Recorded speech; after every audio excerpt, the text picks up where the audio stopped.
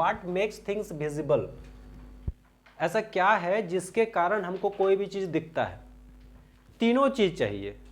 अब अगर मान लो सपोज कि तुम्हारा आंख तो है लेकिन लाइट नहीं है, तो विजिबल होगा नहीं, क्योंकि रात में पता चलता आंख तो होता ही है, ऐसा तो नहीं कि रात में आंख खत्म, आंख तो रहता ही है लेकिन कुछ भी नहीं दिखता है। पीछे क्या रीजन है? प्रेजेंस ऑफ लाइट आई काम करता है। अब मान लो ऐसा है कि आंख खराब है लेकिन लाइट है तो भी नहीं दिखेगा। और तीसरा एक और चीज है रिफ्लेक्शन, अगर रिफ्लेक्शन नहीं होगा कोई भी चीज का तो भी हमको नहीं दिखेगा। आंख भी रहेगा, लाइट भी रहेगा, रिफ्लेक्शन अगर नहीं रहेगा तो हमको चीज नहीं दिखेगा। यही यहां पर प्रूफ होगा। ठीक है, तो सबसे पहले क्या होता है कि व्हाट मेक्स थिंग्स विजिबल, तो हम देखेंगे कि लाइट क्या होता है, ये एक तरह का एनर्जी है। लाइट जो है एक एनर्जी है जो हमको कोई भी चीज को देखने में मदद करता है। ठीक है, अब हम लोग पढ़ेंगे जो भी हम लोग ऑब्जेक्ट देखते हैं, हमारे आसपास में बहुत सारा ऐसा चीज है जो ऑब्जेक्ट है। ऑब्जेक्ट जनरली दो तरह के होता है, एक होता है ल्यूमिनस, एक होता है नॉन ल्यूमिनस। ल्यूमिनस का मतलब क्या होता है? जिसका खुद का प्रकाश हो, और नॉन ल्यूमिनस का मतलब होता है जिसका खुद का प्रकाश ना हो।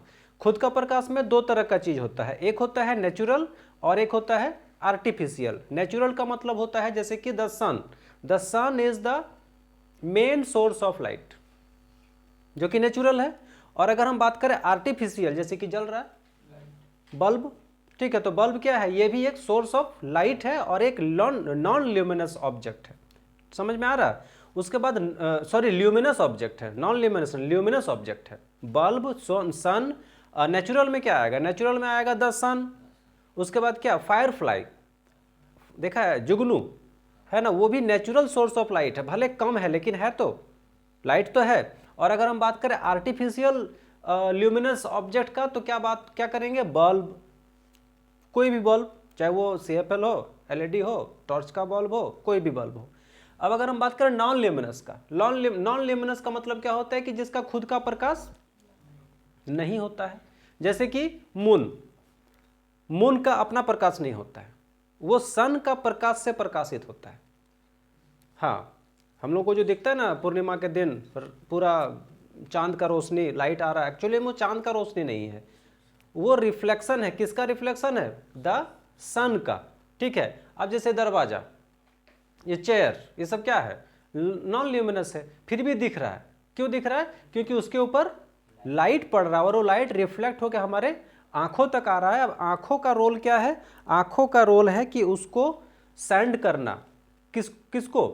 ब्रेन को। ब्रेन उसको फिर क्या करता है? एनालाइज करता है, और एनालाइज करने के बाद फिगर आउट करता है, और फिर हम बोलते हैं कि ये गेट है।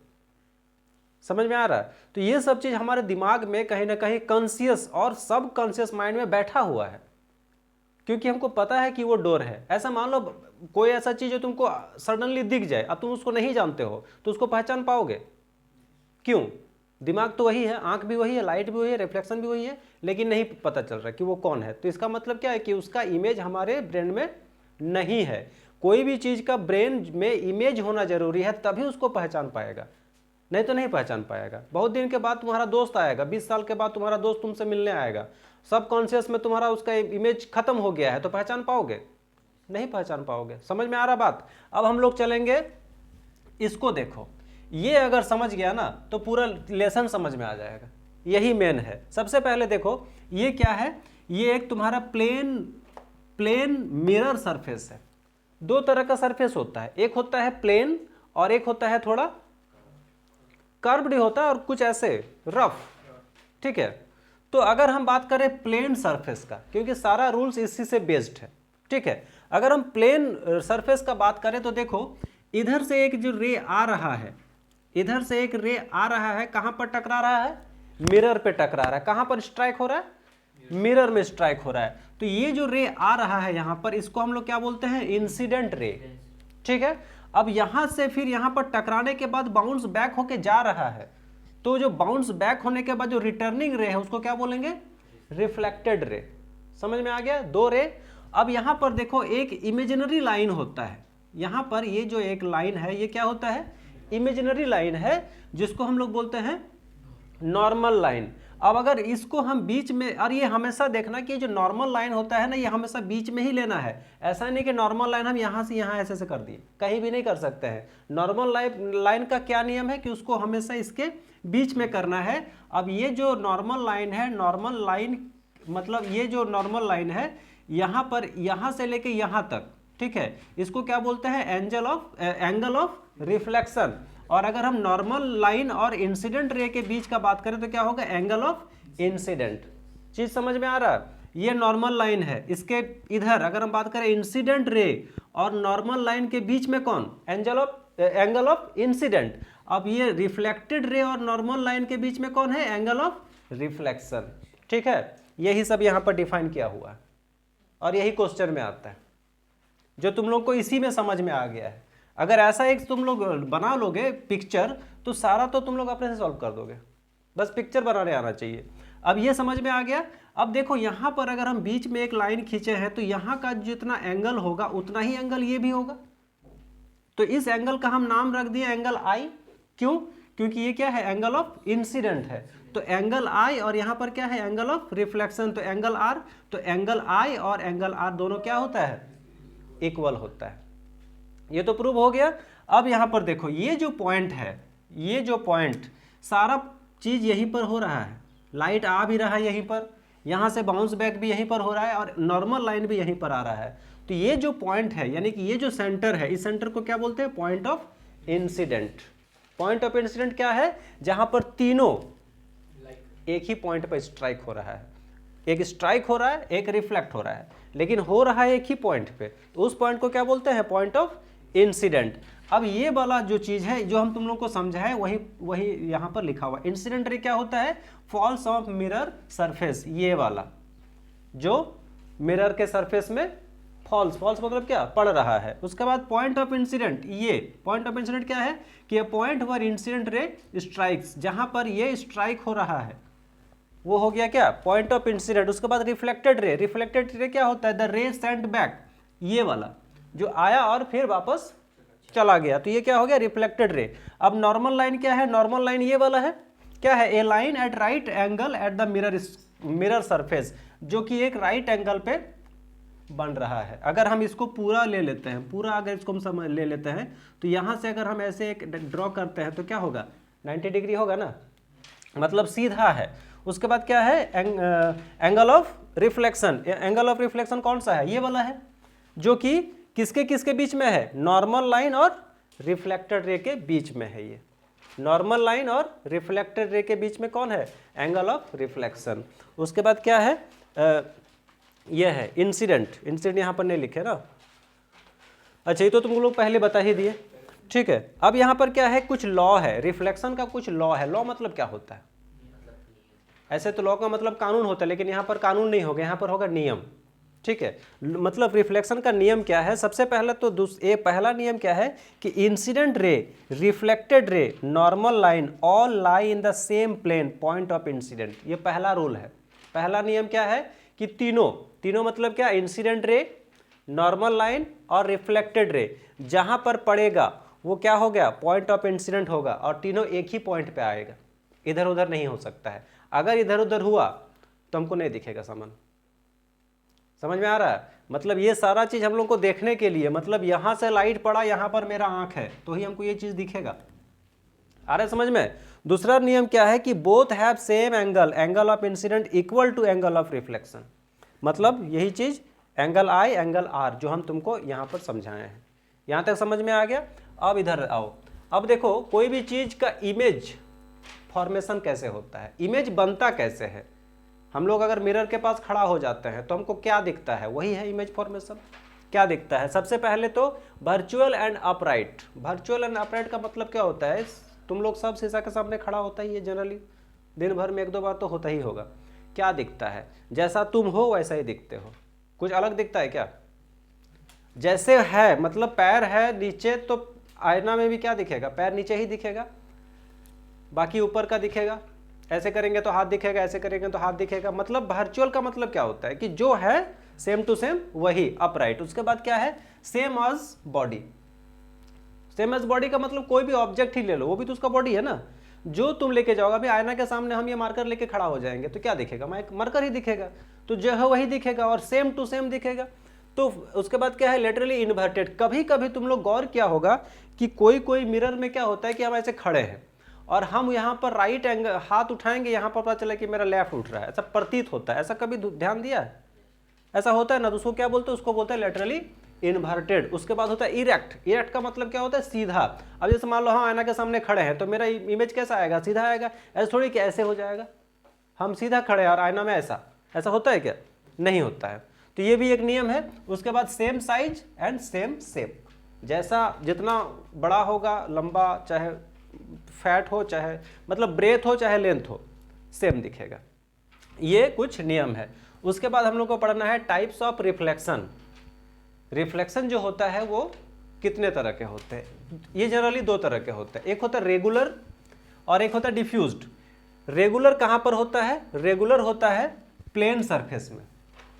प्लेन सरफेस मतलब मिरर हो गया या कुछ ऐसा जो ज़्यादा ही स्मूथ है, शाइनी है, ठीक है, तो वो हो गया रेगुलर। रेगुलर में जो तुम्हारा रिफ्लेक्शन होता है वो क्या होता है, पैरेलल होता है।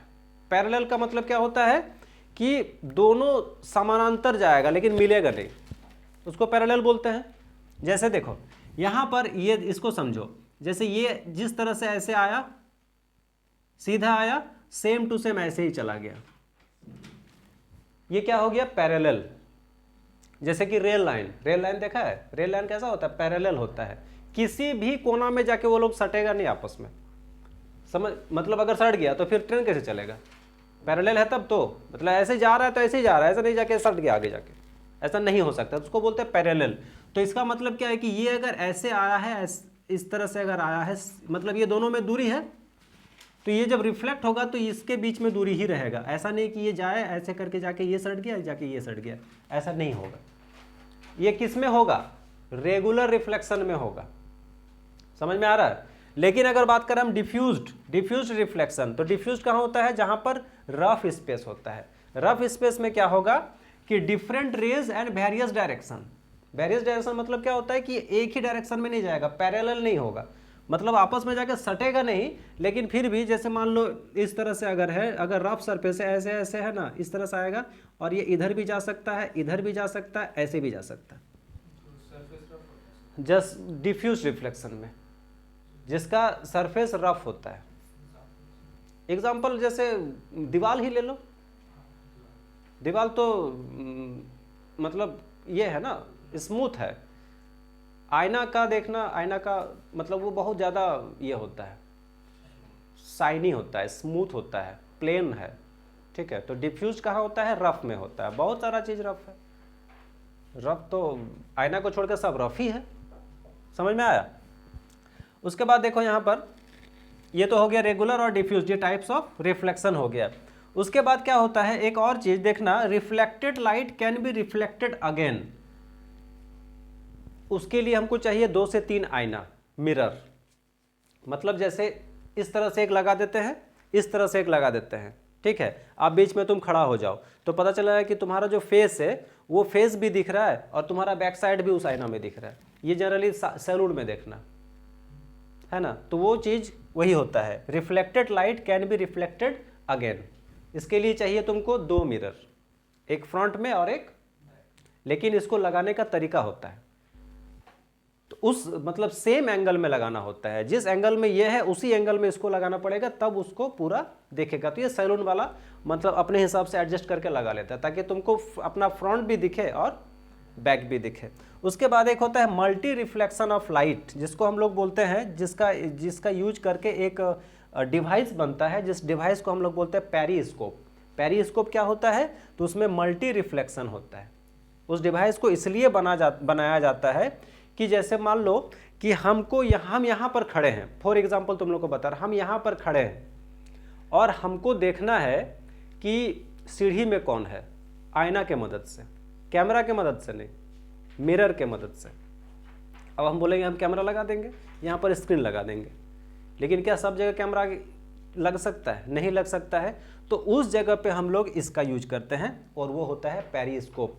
इसमें होता क्या है ना कि अलग अलग एंगल में आईना लगाया जाता है। जैसे मान लो सीढ़ी हमको देखना है यहाँ पर बैठ के, तो क्या करेंगे, सीढ़ी में एक आईना लगाएंगे, उस आईना को रिफ्लेक्ट करेंगे किसी और आईना के साथ, फिर उस आईना को रिफ्लेक्ट करके फिर किसी और इस तरह से वो रिफ्लेक्ट होते होते मेरे पास तक आएगा।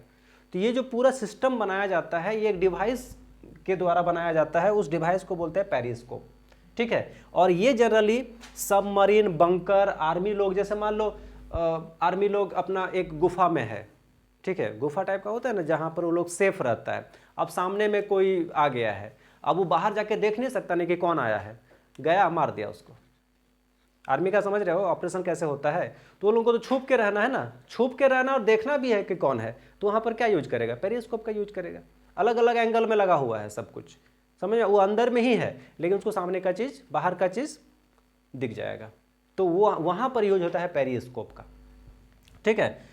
अब यहाँ पर है कि कैलिडोस्कोप। कैलिडोस्कोप का यूज होता है जनरली, इसमें क्या होता है ना कि मल्टीपल रिफ्लेक्शन होता है। मल्टीपल रिफ्लेक्शन का मतलब होता है कि पूरा, जैसे मान लो पूरा रूम में हम आईना लगा देंगे, पूरा रूम में, और एक प्रिज्म टाइप का बना देंगे, मतलब ट्राइंगल, ठीक है। अब वहाँ पर अगर हम लाइट का रिफ्लेक्शन करेंगे तो अलग अलग पैटर्न बनता है, और वो पैटर्न का यूज हम लोग कहाँ करते हैं, वो पैटर्न का यूज देखना तुम लोग मोबाइल में वॉलपेपर आता है ना, अलग अलग कलर दिखेगा, अलग अलग पैटर्न में दिखेगा। उसके बाद हम लोग जो उसका यूज करते हैं टेक्सटाइल इंडस्ट्री में, कपड़ों में जो प्रिंटिंग होता है, वो प्रिंटिंग तुमको कहीं नहीं दिखेगा। वो प्रिंटिंग आया कैसे, बस वही रिफ्लेक्शन को अलग अलग तरीके से उसको बनाया गया, और उसको बनाने के बाद उसका इमेज लिया गया, और उस इमेज को फिर कंप्यूटर में डाला गया, फिर उसका प्रिंट निकाल दिया गया।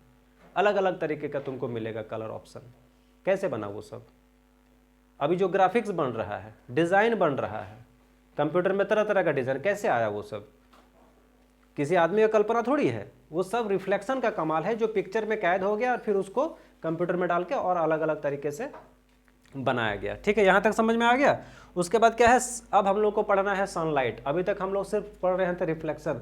अब मेन जो चीज़ है हम लोग को कोई भी चीज़ को देखने के लिए, वो चीज़ क्या है, लाइट। तो लाइट का सबसे बड़ा सोर्स है क्या, द सन। तो हमको तो सबसे पहले द सन को पढ़ना है।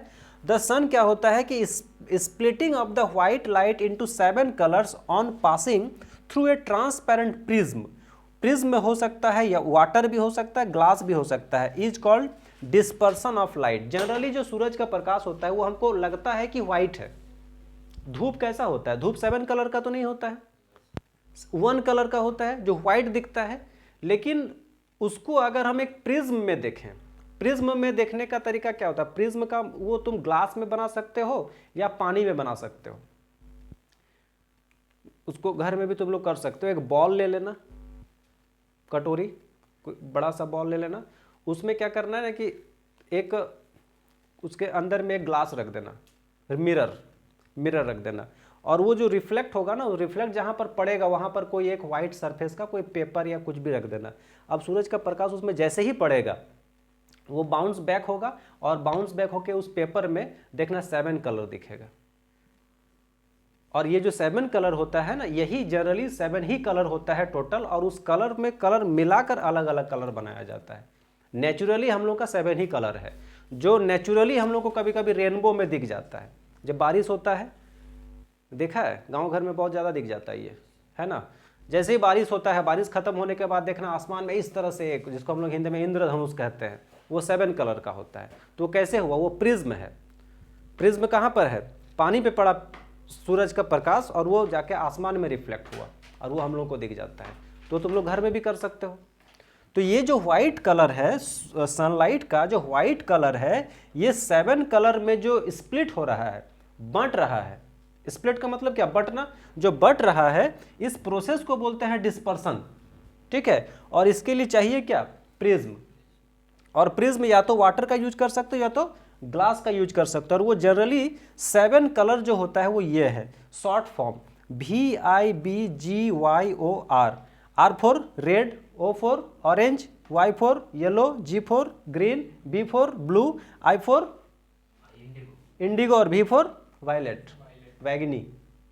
ये कलर याद रहेगा, शॉर्ट फॉर्म में याद रहेगा ना, VIBGYOR, ये याद रखना। 7 कलर होता है पूरा। मतलब हम लोग को कोई भी चीज़ अगर दिख रहा है तो वो 7 कलर ही होगा, उसके अलावा 8वां कलर कुछ है नहीं।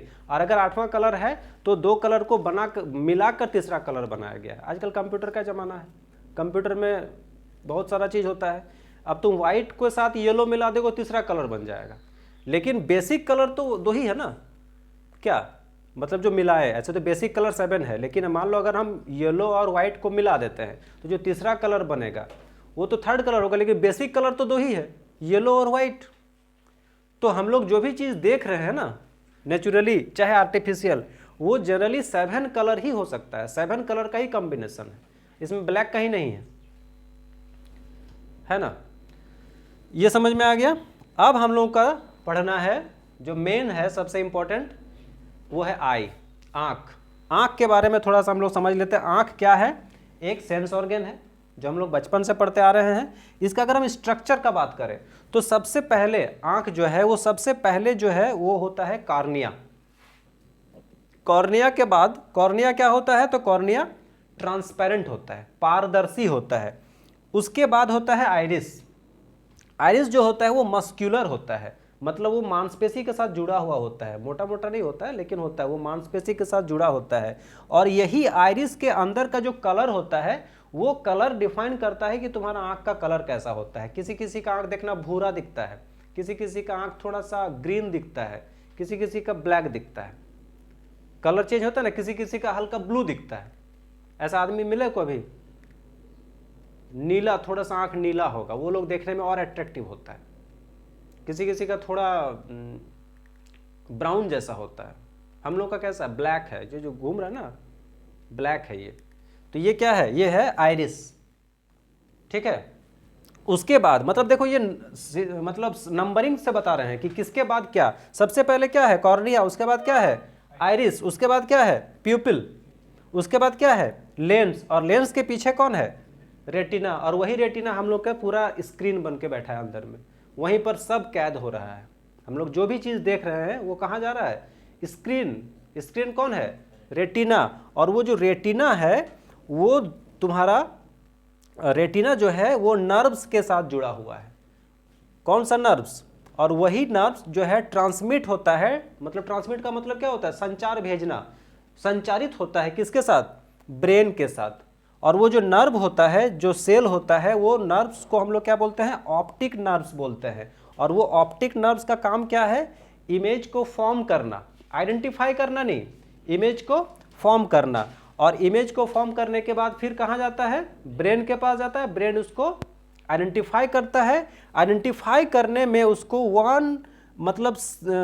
1 सेकंड का अगर 6 भाग हम कर दें, उतना समय में वो परसेप्ट कर लेता है कि कोई चीज़ क्या है। समझ रहे हैं? ब्रेन का स्पीड समझ में आ रहा है? 1 सेकंड भी नहीं, 1 सेकंड को अगर हम 6 भाग करेंगे तो 6 भाग का जो 1 भाग होगा ना, उतना में वो चीज़ को पहचान लेता है। ये समझ में आ गया। एक होता है ब्लाइंड स्पॉट, ये सब तुम लोगों का एमसीक्यू में आ सकता है, इसलिए ये सब चीज़ हम स्पेशल थोड़ा लिख दिए हैं। ब्लाइंड स्पॉट क्या होता है? ब्लाइंड स्पॉट होता है कि जहाँ पर रेटिना और ऑप्टिक नर्व एक साथ मिलता है, जॉइंट होता है, उस जॉइंट एरिया को बोलते हैं ब्लाइंड स्पॉट। और वहाँ पर विजन नहीं होता है, वहाँ दिखता नहीं है कुछ, वो अंदर में होता है। उसके बाद देखो 2 चीज़ होता है, एक होता है कॉन्स, एक होता है रॉड्स। ये दोनों का काम क्या है? कोई भी चीज़ को अगर मान लो कोई भी चीज़ को हमको देखना है ब्राइट लाइट में, तो कौन कौन काम करेगा?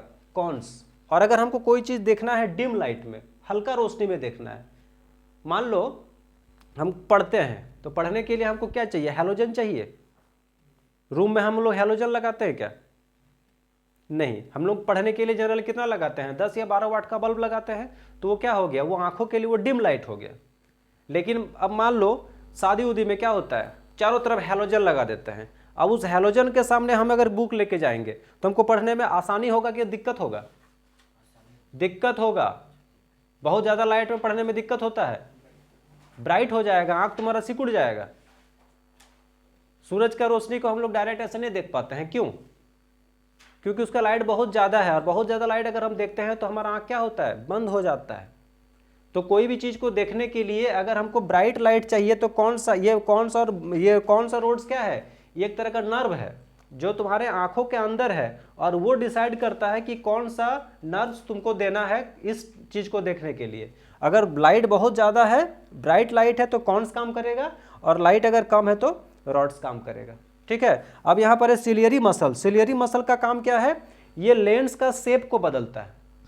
मतलब कोई भी चीज़ को देखने के लिए हमको आँख को कितना बड़ा करना है या कितना छोटा करना है, ये है ना, इसमें लेंस जो होता है ना, लेंस का अपना साइज को बड़ा भी करता है, छोटा भी करता है।